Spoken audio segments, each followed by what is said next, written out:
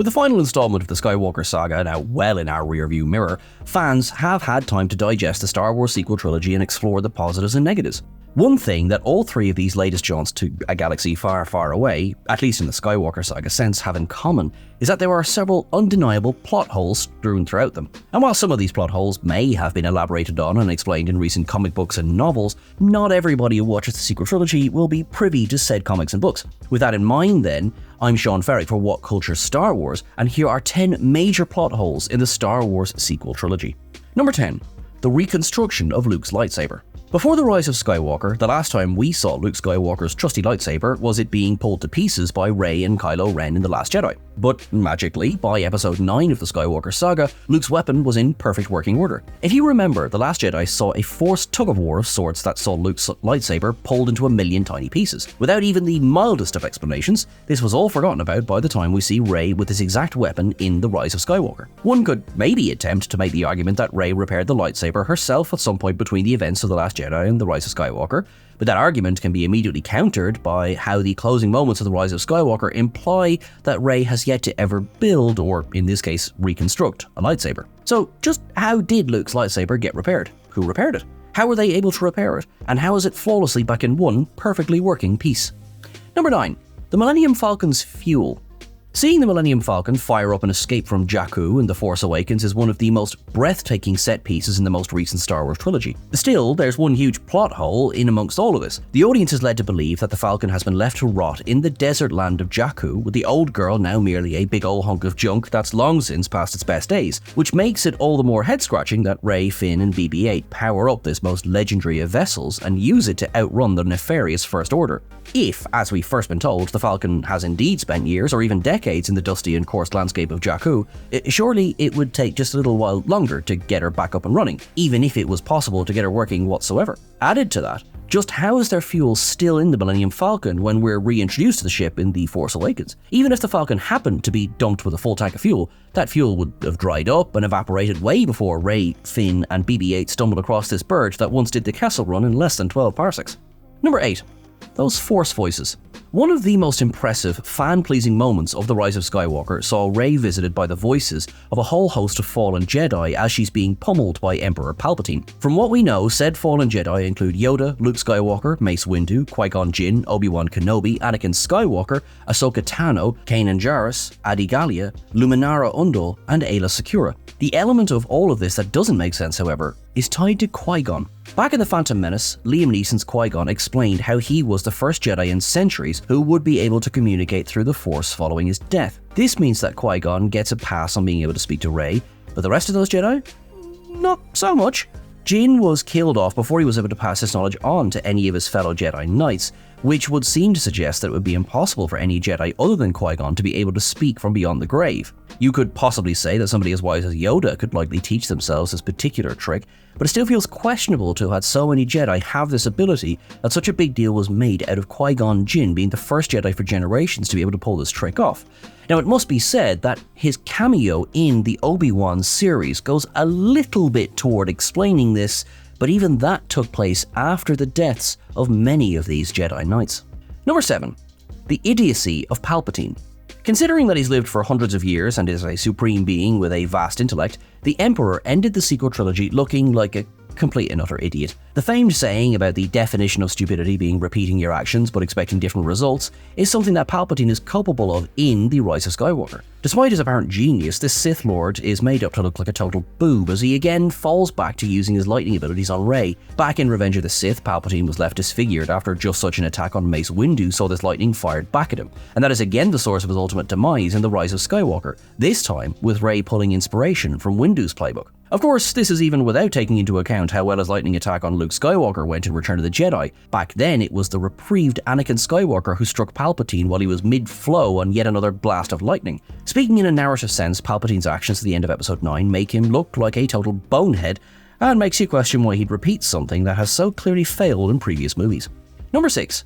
But can Palpatine just return again? Upon the first teaser trailer for The Rise of Skywalker culminating with the ever-familiar, eerie, chilling cackles of Palpatine, the collective Star Wars fandom lost its mind. This, of course, being the one and the same Palpatine who was last seen, at least in a chronological sense, thrown to his death by a reformed Anakin Skywalker at the climax of Return of the Jedi. But just how did the most notorious Sith survive his Episode 6 demise, and just where has he been in the decades since then? Truth be told, it's never actually fully explained in The Rise of Skywalker just how the Emperor is alive and well. Dominic Monaghan's Bowman Kin even hazily questions this resurrection at one point, suggesting it could be dark science, cloning, or some sort of Sith shenanigans. The point being, no finite answer is given to just why Palpatine isn't as dead as we were so long led to believe he was. At one point, Kylo Ren's bravado of saying he'll kill Palpatine is outright mocked by the Sith Lord, as he kindly informs Kylo that he's died before. So, if the reason for Palpatine's return here is never properly explained, then what's to say that his apparent death at the hands of Rey and thousands of Jedi who she channeled would stop any future Palpatine return? Number 5. Rey's erratic Force detection skills. Granted, The Force Awakens featured a Rey slowly coming to the realization of just what potential powers lie at her literal fingertips. But by the time of The Rise of Skywalker, viewers see a Rey who has pretty much mastered the Force and is at one with her abilities. Well, bar that lack of an explanation over the reconstruction of Luke's lightsaber. With that in mind then, there are a couple of glaring head-scratching moments in Episode 9. Firstly, how did Rey not feel that Chewbacca wasn't actually dead? In amongst all of the presences that we have seen her be able to feel through the Force, surely Rey would have known all along that Chewie wasn't actually as dead as we were meant to believe.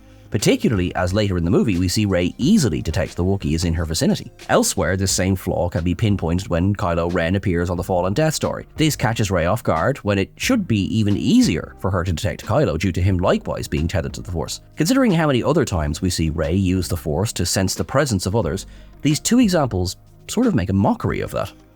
Number 4. What was the point of the Knights of Ren?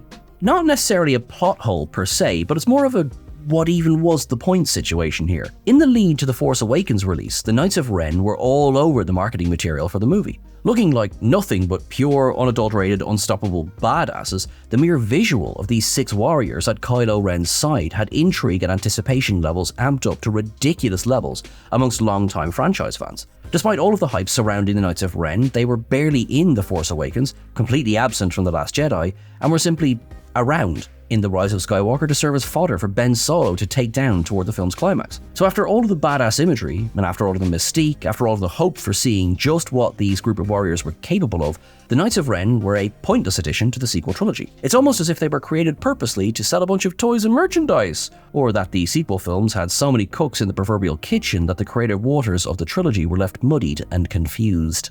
Number 3.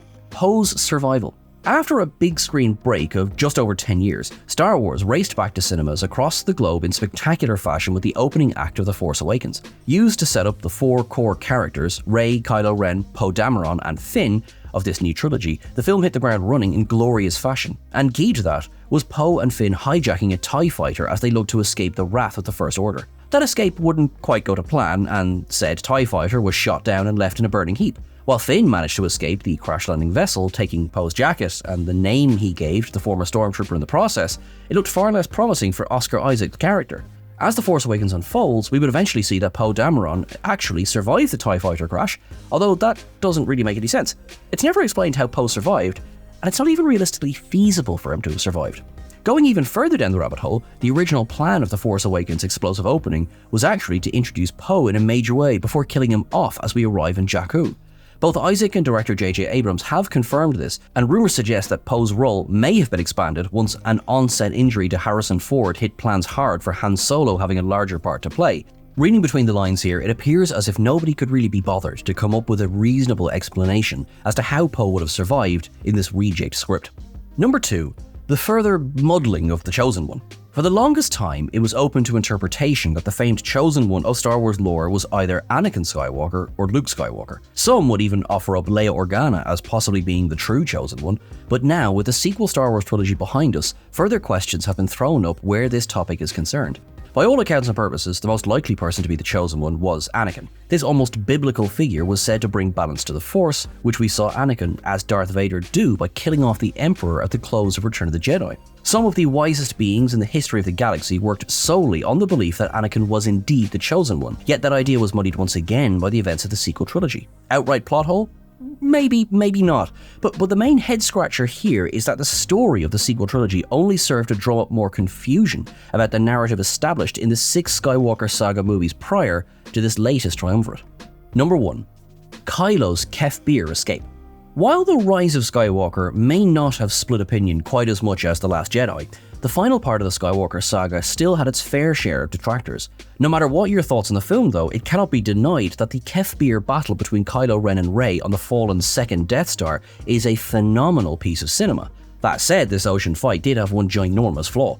After Rey had nabbed Kylo's ride, and with all other vehicles suggested to be merely useless, decayed relics, there is seemingly no way whatsoever that Kylo could have possibly got off that part-submerged Death Star, let alone make it off the planet of Kef Bir. Still, make it off Kef Bir Kylo did. After a heart-to-heart meeting with the spirit of his father, the rechristened Ben Solo managed to make it to Exegol just in the nick of time to join Rey in a showdown with Palpatine. How Ben got there, we're never told, and that is something that's since stuck in the craw of many a Star Wars fan.